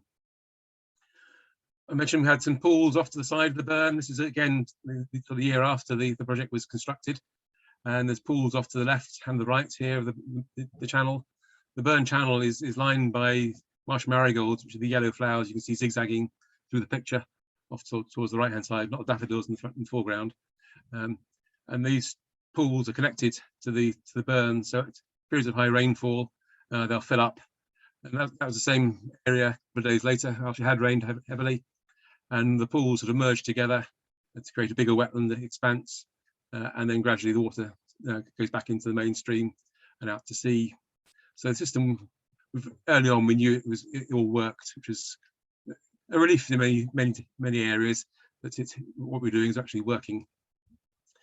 As part of the project, there are opportunities to plant and sow wildflower mixes, some of which were done by the local community to get them involved again. We had one of the local nurseries out on a horrible day with horizontal rain and snow where they were planting wildflower plugs. Unfortunately, did end in tears for some of them. They didn't like the cold and the wet, but it's character building, hopefully. They'll come back again. But it turned out quite colourful in the first few years with the annual wildflower mix that went in. But there was also the annual wildflower meadow area. But we also planted in the same mixes. There were perennial plants in there to give more long-term colour and interest and biodiversity interest. So here we have white clover and there's some birds with trefoil off on the right-hand side. So it's already giving a great habitat within the first year of the project finishing for invertebrates and pollinators, and then obviously all the other small mammals, birds, insects, everything else that comes along afterwards. We have things like birds with trefoil, which is doing really well down there now. Plant for the common blue butterfly, which again we're seeing more numbers of down there now. Plenty of bumblebees, hoverflies, other pollinator insects around. The area still needs to be managed, so there's work going on every year to cut the meadow areas, and all the grass has to be picked up and taken away. And this is the machinery in progress here at the moment. We have a machine that cuts the grass and collects it at the same time. You can see in the foreground the crows coming down to enjoy the bugs and beasties that they're finding in the newly mown grass. The wetland areas were also planted up. We have the marsh marigolds, which make a great splash of colour in the spring. Although interestingly, they also flower in September, October, November. I've seen them in flower, so they seem to not quite get their seasons right, whether that's climate change or just the nature of the plants, I'm not sure. But they certainly add some colour early in the year. The wetland pools have gradually vegetated up as time's gone on. This was taken, I think, last year, last summer. Plenty of reeds growing around the edge of the pools, plenty of vegetation growing up.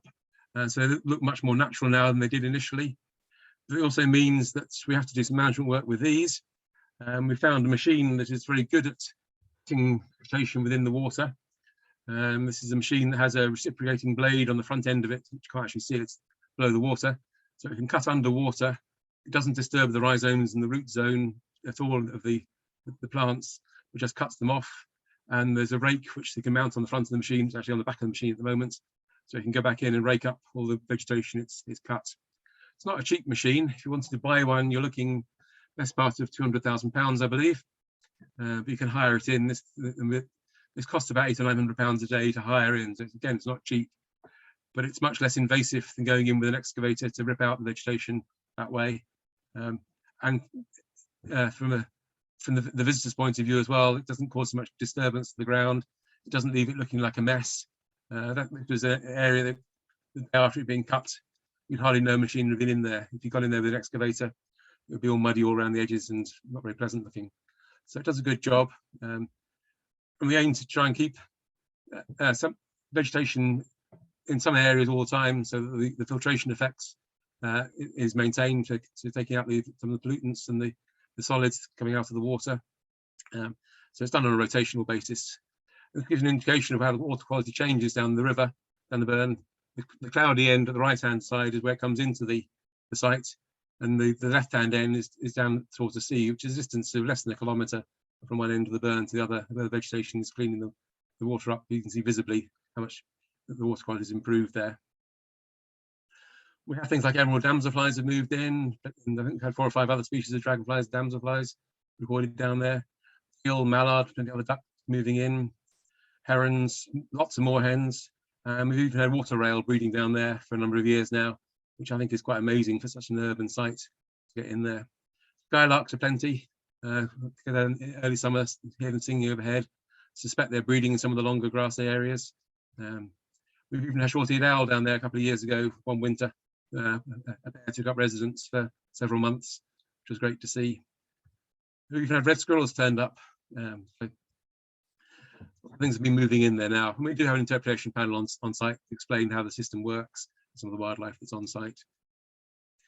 Moving on to the next project that we did, which is not quite the same sort of scale, but there's a wetlands area in Seaton Park, which was to resolve various flooding issues, to diversify habitats, improve recreational facilities, improve public access, and we had to have £90,000 funding for this. It wasn't such an expensive project, but still needed a partnership approach to find the funding to deliver it.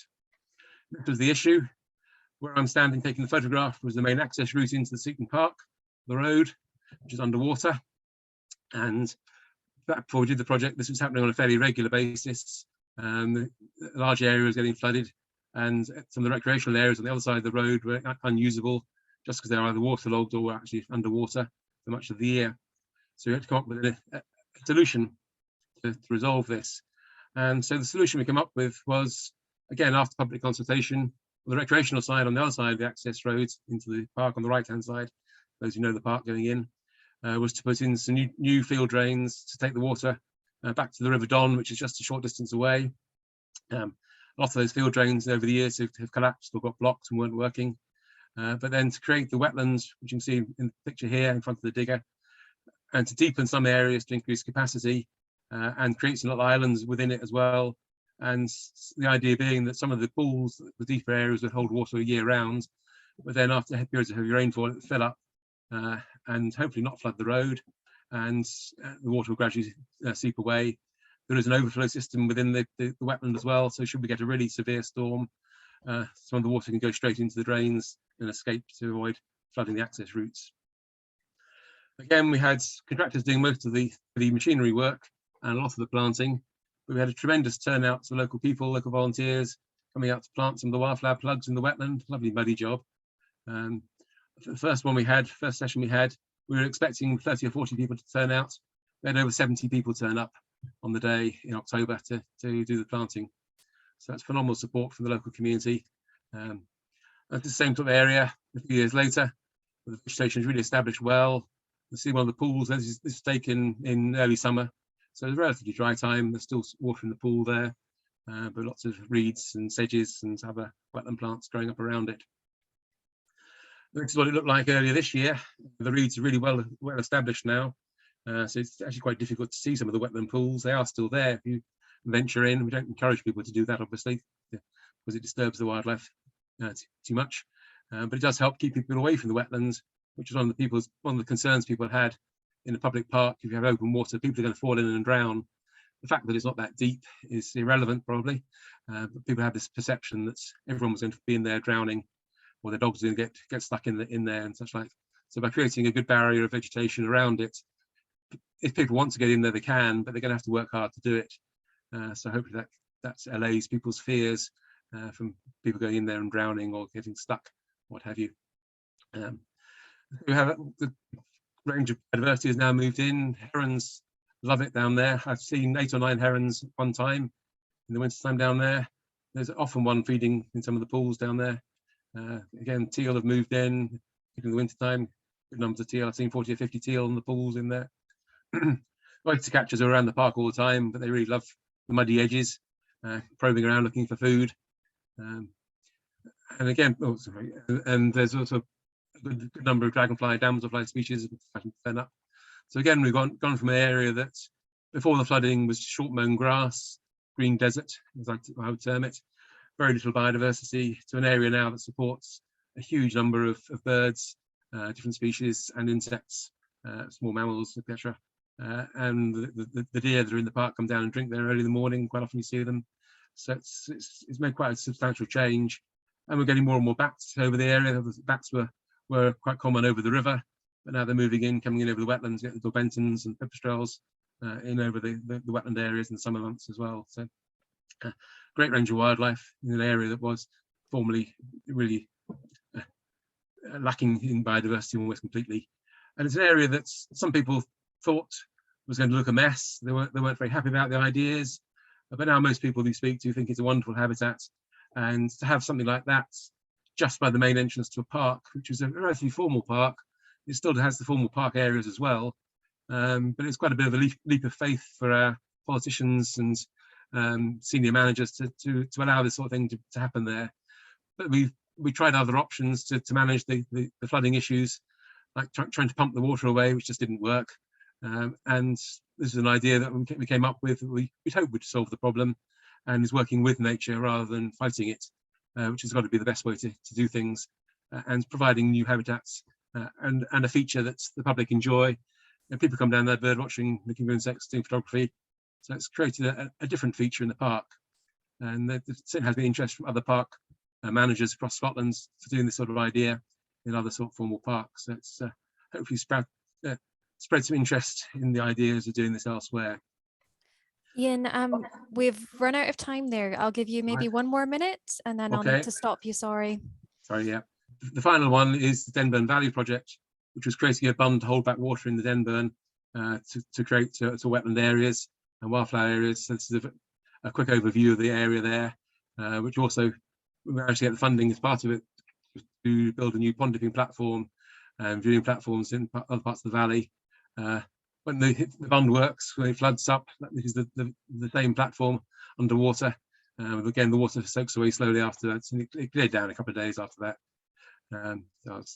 We also created a sand martin nesting wall, because there had been a sand martin nesting area which had been destroyed by some of the works, and new signage has gone in as well.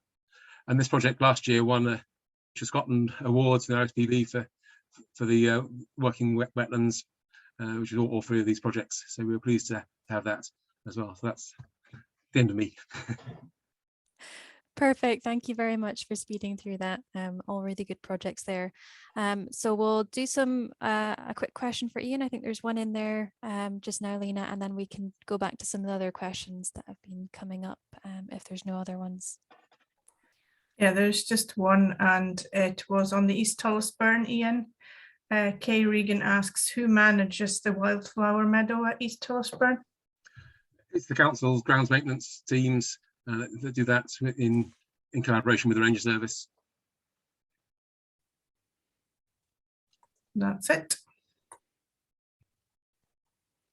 Perfect. So will we try and go through some of the other ones that we've maybe missed out? If anyone has any questions for previous speakers or again for Ian, just pop them in the chat and we can go through those. Okay, so I'll just start with Ian Hay's talk. There was 2 questions left on that one. I will start with Charles Buchan's query. So Ian Hay, if you're still there. Yep, still here. Charles asks, have you still got contact with Chemo UK Fishing for Litter project? Yes, although the project manager has left post, I'm not sure if a new project officer has been appointed yet. But yeah, and again, places like Fraserburgh are, I think generally most of the ports are involved in the Fishing for Litter scheme, which again makes it more sad that we get so many blue gloves and things like that when there are other options and good facilities in the port. Okay, and there was another question for you, Ian, from Alex. The amount of plastic/rubbish removed from turning the plastic tide seems a lot. Is the northeast coast one of the big areas where it naturally gathers, or are we getting off lightly in terms of how much plastic washes up here? We're actually getting off lightly. There's been an amazing scheme a couple of years ago where volunteer pilots flew the coast of Scotland photographing litter, basically, called Scrapbook. And yeah, I have to say, we've got a few sink points where rubbish accumulates.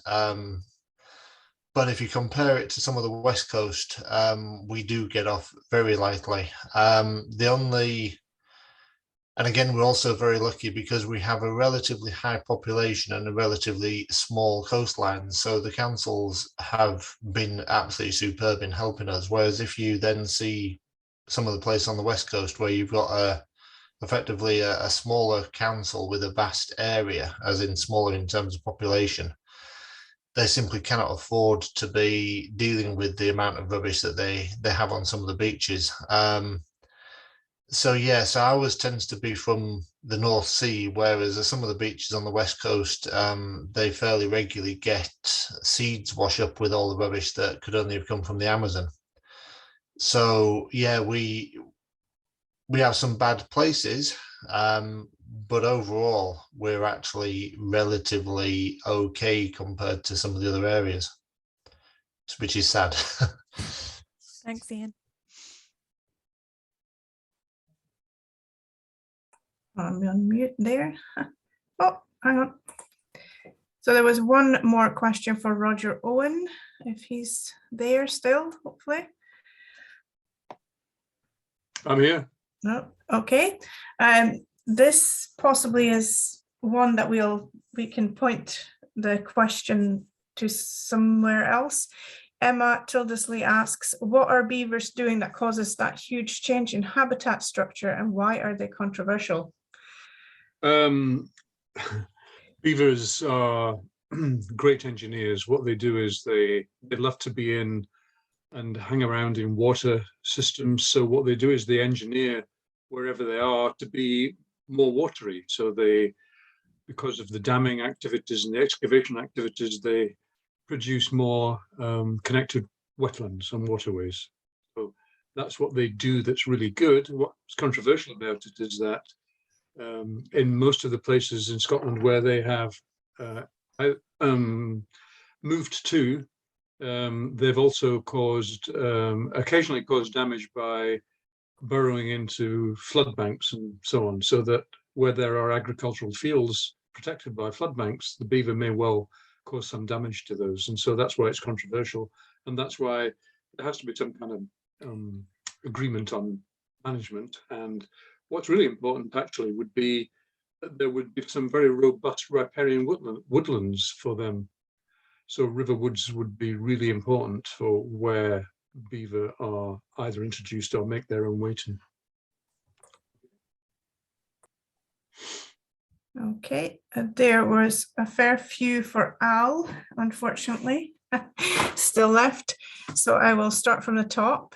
Kay Ramsey asks, is there other alternatives to trees that can help provide shade that can be used as an interim? Well, I suppose there would be. I can't think of anything that wouldn't require lots of management or human time to keep an eye on them. I think trees are obviously the natural solution that you want to plant to do the job that they were designed for in the first, not designed, sorry, made for in the first place. Okay, and the next one is from Anne. She asks, are there discussions with landowners regarding maintaining access for walkers while still preventing deer from doing browsing damage to trees? Yeah, this is all part of the plate spinning of what we get to. We have the ideal of what we'd like to see versus what we can actually achieve. So it comes down to site-specific discussions, but broadly speaking, we'd always aim to maintain access. I mean, they have the right to access anyway, but it's providing gates, etc., to allow people to do that is essential. And the next one is from Emma. She asks, are the desmolts leaving earlier as the river warms? Good question. No, I saw that one. That was really interesting. We've not noticed that so far. What we have found is they seem to be smaller in size than we'd like them to be. So I don't think they're feeding enough. So they might be growing to the same sort of size, but not putting on the body mass that would serve them well for their migration. So that seems to be what one of the issues is. Okay, and the last one for you. Richard Pelling asks, noticed what looks like mature ash trees in your last picture. Assume losing them to ash dieback is an extra threat to the existing tree cover. Yeah, that would be a concern. There's always going to be some die-off of trees. We would hope to have ash as part of the mix, and we do once they're planted, we do maintenance and we monitor them, so they're not just planted and left. We'll go back and check up on the enclosures and try and replant or replant trees that have not succeeded. Okay, we have some general questions, Alex, if we want to go on to that. Yeah, I think we'll maybe do about 5 more minutes and then I'll close up. We'll run a little bit Could I over. just answer? I noticed another one in the chat about the loss of the large woody structures downriver. So I think the question was, are we worried about putting the large woody structures into the river and then the danger of them being washed away and bridges, etc. The ones that we've put into the river have gone through a design process, and they're monitored as well, so they're firmly fixed into the river. So over 6 years, we've not had any loss of the large woody structures. They're very solid, and we expect them to stay in place for their lifespan of 25 years. So other things that are washing down the river, I think Ewan did mention they're sort of naturally occurring. So we haven't lost any of the large woody structures that we've put into the river ourselves. Okay. Thank you.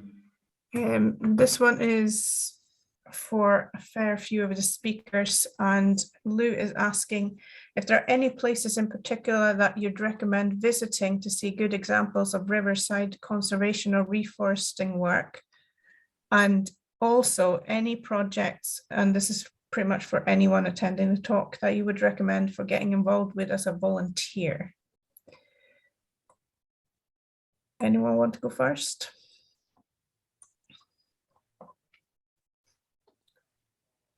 Roger, Al, Penny, anyone have any thoughts? Well, I would suggest going to the up to the Mick, so from Ballater up to the spittle of Mick.